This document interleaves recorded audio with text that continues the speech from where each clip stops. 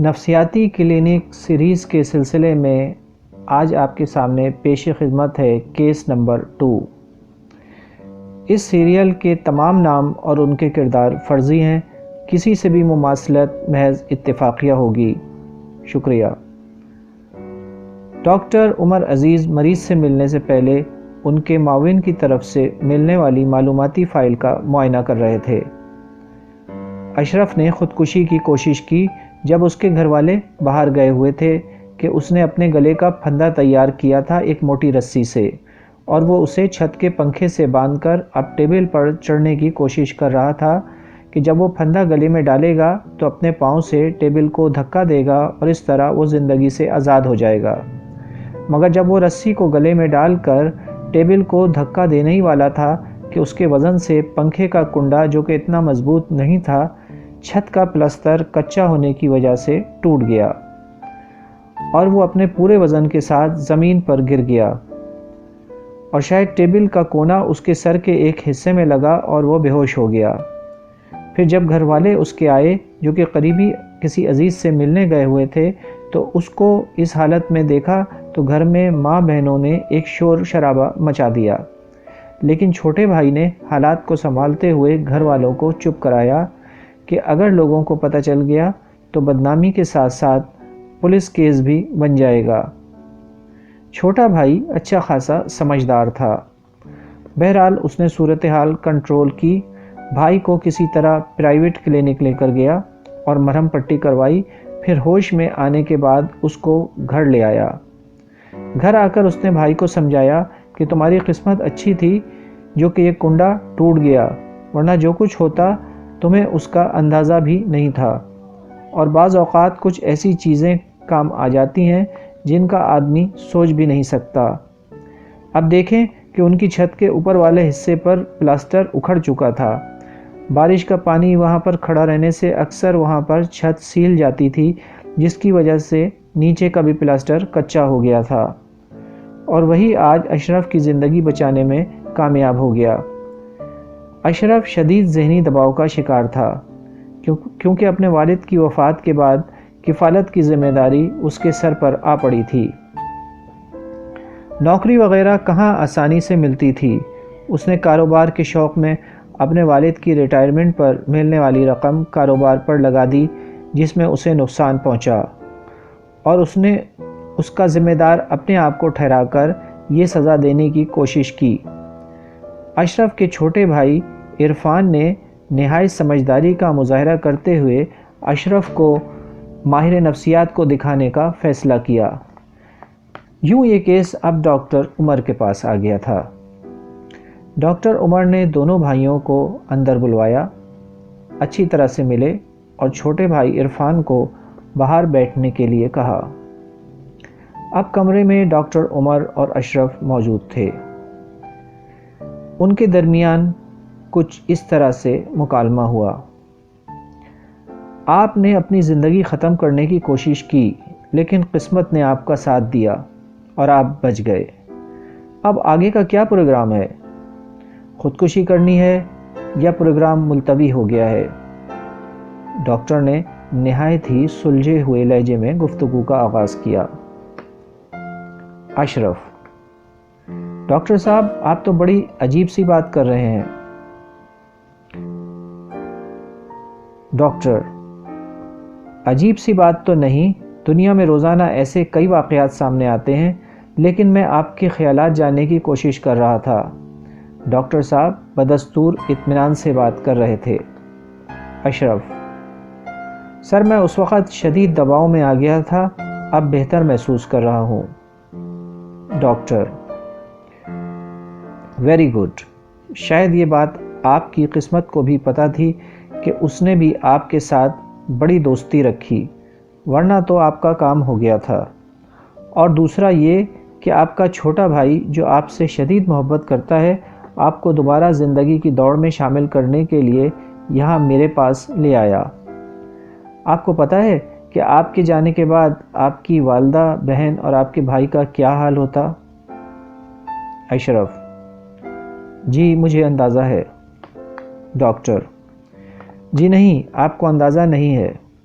اصل بات یہ ہے کہ جو کام آپ کے سپرد تھا وہ کام آپ سے نہیں ہو سکا، تو آپ نے دوہری ذمہ داری اپنے بھائی اور ماں بہنوں پر ڈالنے کی کوشش کی، لیکن قسمت نے آپ کو پھر موقع فراہم کر دیا۔ اشرف: تو سر میں اور کیا کرتا، ہر وقت تانے سنتا رہتا؟ اس شرمندگی سے تو اچھا تھا کہ میں ان پر بوجھ نہ بنوں۔ میں نے تو پہلے ہی اپنے گھر کا بہت نقصان کر دیا۔ میرے والد کی کمائی ہوئی سب رقم کاروباری نقصان کی نظر ہو گئی۔ ڈاکٹر: گزرے ہوئے نقصان سے تمہیں فائدہ پہنچے گا، یہ بات جانتے ہو تم؟ اور دوسری بات یہ ہے کہ اب نئی زندگی میں تم سے جتنا ہو سکتا ہے اپنے گھر والوں کا بوجھ بانٹو، کیونکہ اگر تم دوبارہ خودکشی کی طرف جاؤ گے تو پھر وہ بوجھ جو اب تمہیں اٹھانا ہے وہ پھر تمہارے گھر والوں پر پڑ جائے گا، اور تمہارا بھائی ایک مرتبہ پھر ہمت کر کے تمہیں یہاں لایا ہے کہ تم اس کے بوجھ کو ہلکا کرنے کی کوشش کرو، ورنہ اس کی یہ محنت بھی بیکار جائے گی۔ رونا پیٹنا تو الگ رہا، وہ تو چند دن کی بات ہوتی ہے، مگر جو بوجھ ان پر پڑے گا اس میں یہ لوگ بری طرح دب جائیں گے، اور بھلا کون ایسا ہے جو کہ ان کو مدد دے گا؟ دیکھو آج کی دنیا میں لفظوں تک تو سمجھ میں آتا ہے، ورنہ عملی طور پر جب کسی کے لیے مدد کرنی پڑے تو زیادہ تر لوگ بھاگ جاتے ہیں۔ اب تم اپنے آپ کو ہی دیکھ لو، تم بھی تو بھاگ ہی رہے تھے نا۔ اشرف ڈاکٹر عمر کی باتیں سن کر حیران ہو کر انہیں دیکھنے لگا۔ اسے ایسا لگا جیسے اسے کسی نے بری طرح اندر سے جھنجھوڑ دیا ہو۔ اشرف: ڈاکٹر صاحب، ابھی تھوڑی دیر پہلے آپ نے کہا تھا کہ گزرے ہوئے نقصان سے تمہیں فائدہ پہنچے گا، وہ کس طرح ڈاکٹر صاحب؟ ڈاکٹر صاحب نے اسے یوں مسکراتی ہوئی نگاہوں سے دیکھا جسے کہہ رہے ہوں کہ واقعی اب اشرف نے اپنا ٹریک بدل لیا ہے، تیر اس کے دل پر لگ چکا تھا۔ ڈاکٹر: شاباش، یہ ہوئی نا بات، اب تو مجھے شروع سے لے کر آخر تک کاروبار کی تمام تفصیل بتاؤ۔ اشرف: ڈاکٹر صاحب، نوکری کے نہ ملنے کی وجہ سے مایوس تھا کہ میرے دل میں خیال آیا کہ میرے والد کو جو رقم ملی ہے اس سے کوئی نہ کوئی کاروبار کر لوں۔ مجھے تو اس سے پہلے کاروبار کا کوئی تجربہ نہ تھا۔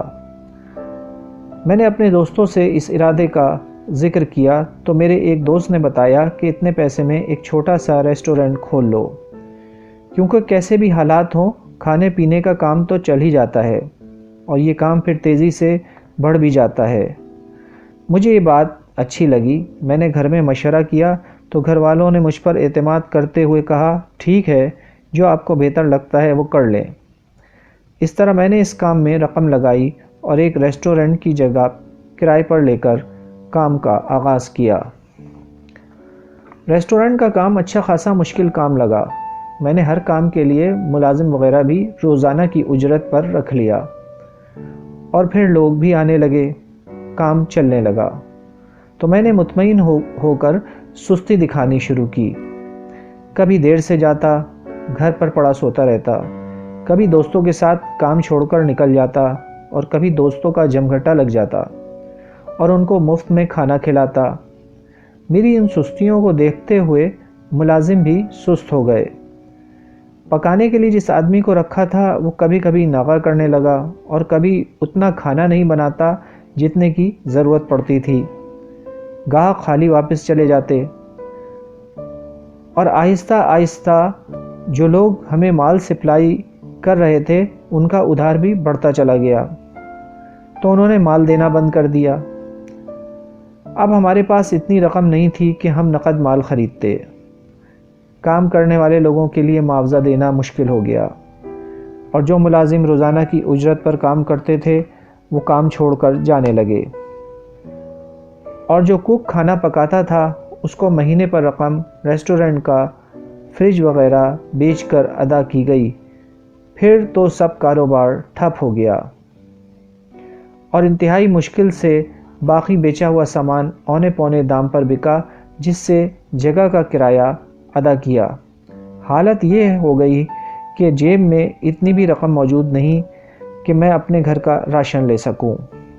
اور یہ سب کچھ میری غلطیوں اور کوتاہیوں کی وجہ سے ہوا۔ اس تباہی کا ذمہ دار میں تھا۔ مجھے شدید ذہنی دباؤ کا سامنا تھا، ہر طرف ناکامی ہی ناکامی تھی۔ گھر والے بھی ظاہر ہے کہ میرے ساتھ حالات کی وجہ سے وہ رویہ نہ رکھ سکے جو کبھی پہلے تھا۔ میری نیند اڑ چکی تھی، سانسیں گھٹتی ہوئی محسوس ہوتی تھیں، اور پھر ایک لمحہ ایسا آیا کہ میں اس انتہائی قدم اٹھانے پر مجبور ہو گیا۔ یہ کہہ کر اشرف خاموش ہو گیا۔ ڈاکٹر: اور پھر تم نے دنیا اور آخرت میں خود کو مجرم بنا کر پیش کر دیا۔ بہرحال میری اب ہرگز یہ کوشش نہیں ہے کہ میں تم کو مزید شرمندہ کروں۔ تم میری بات غور سے سنو۔ فرض کرو کوئی تمہارا دوست اب ریسٹورنٹ کھولنا چاہے اور اسے تجربہ نہ ہو تو تم اس کی رہنمائی کر سکتے ہو؟ اشرف: جی سر، بالکل، میں اس کو سب بتا سکتا ہوں کہ میں نے کہاں کہاں غلطی کی ہے، وہاں پر کیا کرنا چاہیے تھا۔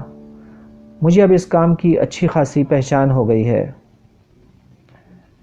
ڈاکٹر عمر: اور یہ تجربہ اور کام کی پہچان تمہیں ایک ٹریننگ کرنے کے بعد ہوئی ہے، اور تم نے دراصل اس ٹریننگ کی فیس ادا کی ہے۔